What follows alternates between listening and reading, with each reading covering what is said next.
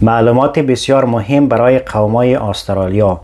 درست 3 هفته بعد در 14 اکتبر در استرالیا یک رفرندوم و یا همه‌پرسی برای تغییر قانون اساسی برگزار میشه.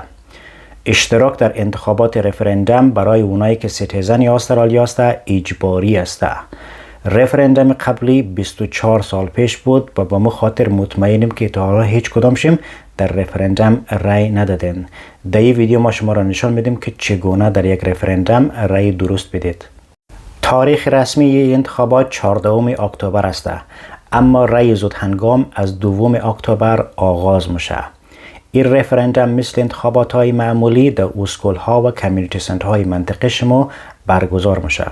در یک انتخابات معمولی شما بخش یک حزب یا کاندید رای میدین، اما رای دادن در یک رفرندوم کمی فرق داره. برگه رای دهی یک رفرندوم این رقمی است: سوال رفرندوم و یا قانون پیشنهادی دینزی منطقه میا و شما پرسیده میشه که آیا با این پیشنهاد موافق هستین یا نه. اگر موافق بودین باید یس نوشته کنید و اگر مخالف بودین باید نو. جواب یس و نوی شما باید به زبان انگلیسی باشه تا رای شما حساب شده. در انتخابات قبلی متاسفانه در بعضی مناطق مهاجرنشین سیدنی رای های باطل و یا اشتباه نزدیک 20% بود و همچنین در سبرب‌های ناریواران و دندونانگ در ملبورن، سبرب لوگنلی در کوینزلند، گوزنیلز مدینگتن ترونلی در پرت، سبرب سالزبری و الیزابت در آدلاید رای های باطل بالای استیت اوریج بود.